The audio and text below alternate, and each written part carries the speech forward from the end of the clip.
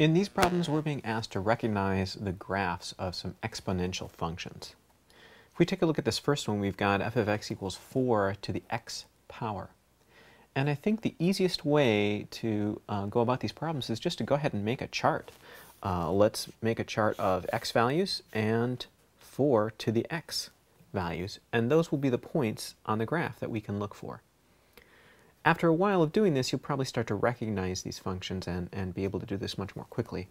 And there are some points to put in here that are really useful. One point in this function to put in would be to make the power 0. So in this case, that would just be 0 for x. And anything to the 0 power is going to be 1. So you know the point 0, 1 is going to be on here. And it looks like that would leave c out, but we've still got a and b to choose from, or maybe it's none of these, maybe it's d. If we put in 1 for the power, we would get just that number. So 1 comma 4 has got to be on this graph too. And that looks like we've got it here on graph A, and we do not have 1, 4 on B. We've got negative 1, 4. And if you put a negative 1 in for a power here, you would get 1/4. 4 to the negative 1 is 1/4, and you can see that fits here with graph A. So that's 4 to the x. Let's try something a little bit more complicated. So here we have f of x equals 2 to the negative 1 minus 2x. Looks tough, but let's just make a chart again. So x and 2 to the negative 1 minus 2x. Now let's think a little bit before we start choosing numbers willy-nilly. Let's figure out where this is going to be 0.